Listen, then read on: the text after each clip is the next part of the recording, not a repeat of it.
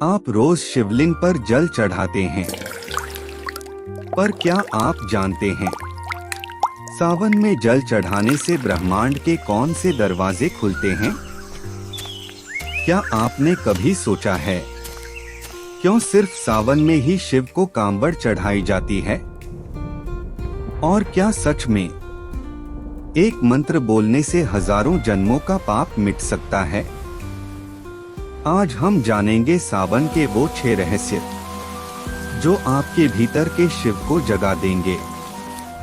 एक समुद्र मंथन और नीलकंठ जहर पीने का ब्रह्म रहस्य। शास्त्रों के अनुसार सावन वो काल है जब देवता और दानवों ने समुद्र मंथन किया। मंथन से पहले निकला कालकूट विष, जिससे त्रिलोक कांप गया। कोई उस विष को संभाल नहीं पाया। तब महादेव ने पूरा विष पी लिया, लेकिन उन्होंने विष को निगला नहीं, गले में ही रोक लिया। तभी वे कहलाए नीलकंठ। इस विष के ताप को शीतल करने के लिए देवताओं ने शिव पर जल, दूध, बेलपत्र चढ़ाया।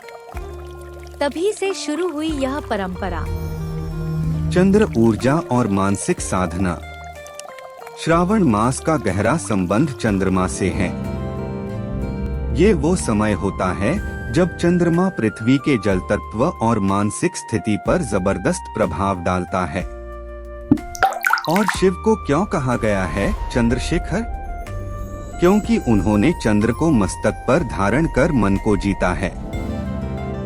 इस मास में जब आप मंत्र जाप करते हैं, जब आप ध्यान करते हैं, आपके अंदर का चंद्र शांत होता है और मन शिवमय बनता है। बोलो शिव शंकर भगवान की जय। कमेंट करके बताएं कौन कौन महादेव की भक्ति में लीन है। जब प्रकृति खुद तप करती है, क्या आपने महसूस किया है सावन की बारिश में एक अलग सी शांति होती है? वो हवा, वो मिट्टी की खुशबू, पेड़ों की नमी। क्योंकि इस मास में प्रकृति खुद तपस्वी बन जाती है।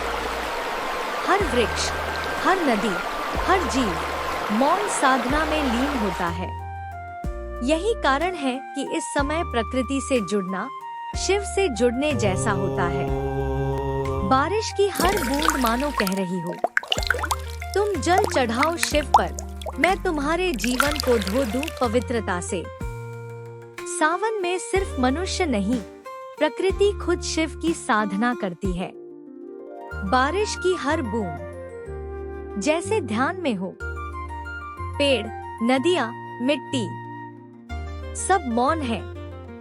ऋषि कहते हैं सावन का हर दिन ब्रह्मांड की आंतरिक साधना है।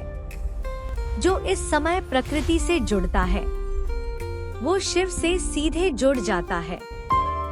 उपवास बाहरी नहीं, आत्मा का युद्ध। लोग सोचते हैं उपवास यानी सिर्फ खाना न खाना, लेकिन असली उपवास है अपने भीतर की अशुद्धियों से लड़ाई। व्रत के दौरान जब शरीर कमजोर होता है, तब मन जागरूक होता है। और सावन में किया गया संयम मन, इंद्रियों और आत्मा को संयमित करता है। यही कारण है कि इस मास में व्रत, ब्रह्मचर्य और ध्यान का फल अनंत होता है।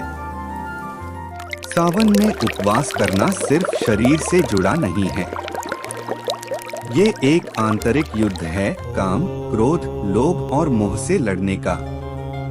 जब आप उपवास करते हैं तो आप अपनी वासनाओं को नियंत्रण में रखते हैं। इस मास में व्रत रखने से आत्मा निर्मल होती है और मन शांत होता है। शास्त्र कहते हैं जो इस मास में संयम रखता है, शिव स्वयं उसके रक्षक बन जाते हैं। मंत्रों की शक्ति कई गुना बढ़ जाती है। इस मास में ओम नमः शिवाय का जाप करना सामान्य नहीं, ये ब्रह्मांड को स्पंदित करने वाला कार्य है। जैसे जैसे श्रावण के दिन आगे बढ़ते हैं, शिव की ऊर्जा और ग्रहों की स्थिति मंत्रों को सशक्त बना देती है। इसलिए सावन में जो भी मंत्र बोला जाए, वो शिव तक सीधे पहुंचता है। सामान्य दिनों में ओम नमः शिवाय जाप जैसे दीपक की लौ, लेकिन सावन में वही मंत्र बन जाता है अग्नि, क्योंकि इस समय ब्रह्मांड की ऊर्जा बेहद संवेदनशील होती है। मंत्रों के उच्चारण से शिव तत्व जागृत होता है हर हर और आपकी चेतना शिव के करीब पहुंच जाती है। इसलिए कहा गया है, महादेव जो श्रावण में शिव को पुकारता है वो उन्हें पाता भी है। असली जलाभिषेक आत्मशुद्धि।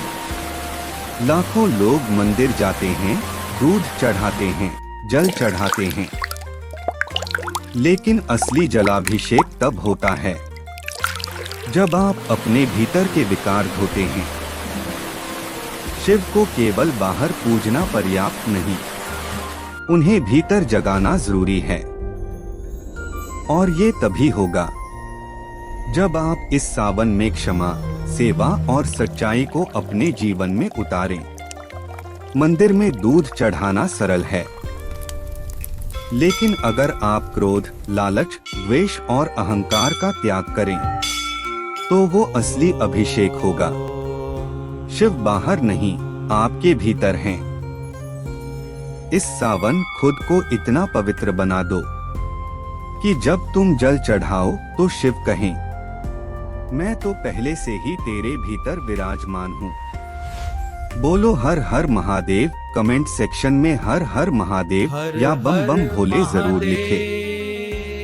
सावन सिर्फ त्योहार नहीं, ये एक ब्रह्मांडीय अवसर है शिव को पाने का, स्वयं को जानने का। अगर ये रहस्य आपको भीतर से छू गए तो इस वीडियो को हर शिव भक्त तक पहुंचाइए। कमेंट में लिखिए हर हर महादेव और सब्सक्राइब कीजिए धर्म वाहिनी, जहां हर वीडियो में भक्ति के साथ ज्ञान भी बहता है।